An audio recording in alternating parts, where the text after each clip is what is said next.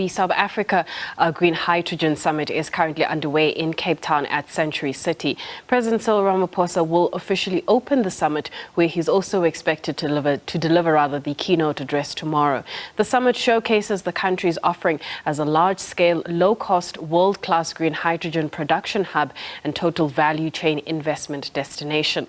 For more on this, we cross to SABC News reporter Atule Joka. Atule, over to you. Once again, that summit will start officially tomorrow. Today, the officials are all here at the Saldanha Freeport Industrial Development Zone to try and see some of the sites that are here. One of the sites that they visited was the ArcelorMittal plant, which was used to produce steel.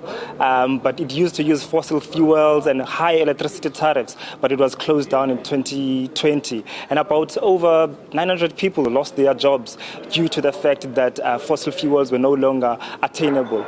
But now they are looking to revive it. They are looking to open it up once again using this green hydrogen energy sources. So that particular summit will be quite critical to the people around here as to how they reinvigorate and also to bring about the economy back to its feet once again. But the officials were here. Memorandum of agreements will be signed once again. Like I said earlier on, the Western Cape, the Northern Cape and Namibia are seeking to work together to make Africa the corridor of this green hydrogen economy. But I will be joined by Benedicta, Durcan, Executive of Ease of Doing Business here at the IDZ. They spoke about the importance of working with IDZs in making sure that they bring investments in the country. Talk to us about the importance of that. I'll hold the mic for you. Okay, thank you. And it's really good that we are finally here today. We were celebrating this collaboration between, firstly, the provinces, the Northern Cape and the Western Cape, between the players in the Saldanha Bay municipal area, municipality, the ports is involved, and what we were intimating in the speeches even earlier is that the special economic zones or industrial development zones are meant to be the economic stimuli in various pockets around the country. And ours in particular has already been looking at the energy, at the maritime sectors, and green hydrogen has really come dead center into what we are able to do in terms of facilitating between investors, public and private sector, and really just rolling up the red carpet to make these investments take place and benefit the people of the Saldanha Bay and the West Coast.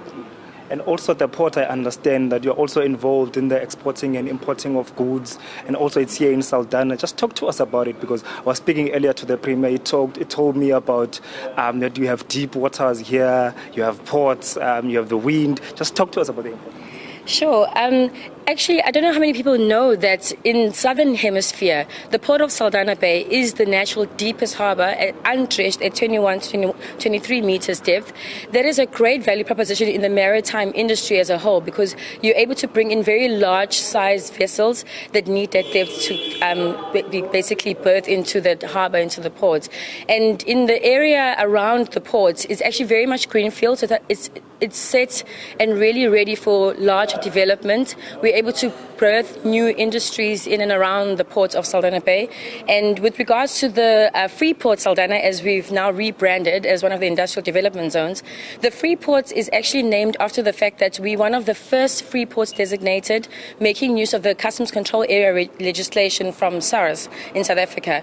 So in essence, our investors are able to import, value add and re-export without incurring duty and VAT, which is a really great incentive with regards to attracting investment, making it easy to do business, as well as providing that working capital in terms of it makes it more cost effective to bring your projects here. And more importantly, it is there to stimulate export trade, which is a big factor with regards to the Industrial Development Zone program from the DTIC. SARS is obviously very interested in export markets, and when we speak of green hydrogen, there will be a very large export potential for South Africa as a whole, but particularly out of the port of Saldanha Bay, and we're also hearing Bay with regard to exporting the green hydrogen and its derivatives to the rest of the world, particularly in the European countries, where they mostly would be the great markets. Africa Green Hydrogen Summit is underway. It's happening through tomorrow. You will be engaging with various stakeholders. How are you going to sell the country to them? First and foremost is that, as you've been mentioning, is the ideal location in terms of being on the West Coast, catching the traffic with regards to accessing the markets of going into Europe and into the Americas when it comes to marine trade. But we have, as the mayor was actually saying, we have the sun, we have the wind in Saldanha, and we've got the ports, we've got the land, we've got a really good collaboration working between government and private sector to make this the location of choice when it comes to developing this really exciting new industry with regards to green hydrogen and the value chains that would come with it. So we are marketing to the investors, to the investment community, to actual market, to off-takers, as well as people who want to come and play in the economy of producing green hydrogen, of a renewable energy, which is a great input into the process, as well as making Saldanha the case study for how to roll these projects out for the continent as a whole. I know there's a memorandum of understanding signed with SASOL, and there are other memorandum of understanding that will be signed with the other provinces as well. What else are you looking to work towards? Would be the most exciting one, which happened recently, was the signing between SASOL and ArcelorMittal, knowing ArcelorMittal being here in Saldanha would resuscitate that factory and the work and just the job creation aspects.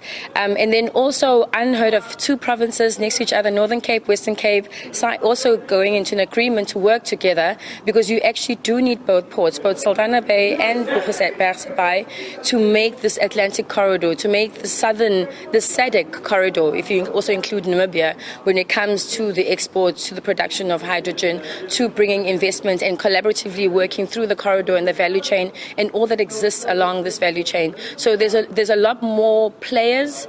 Infrastructure South Africa, the presidency obviously being a big spearhead when it comes to some of this development, the various provinces, national. So it actually needs national, provincial, local government, and just the local community to come in and participate and see how we make it benefit South Africa, how we make it benefit Africans as a whole, this opportunity that's come on our doorstep. Thank you so much for your time. Thank you very much. Benedicta, Executive of Ease of Doing Business here at the Freeport of Saldanha Industrial Development Zone, just talking to us about the fact that they want to open up the world and optimize that use of making sure that investments are coming in.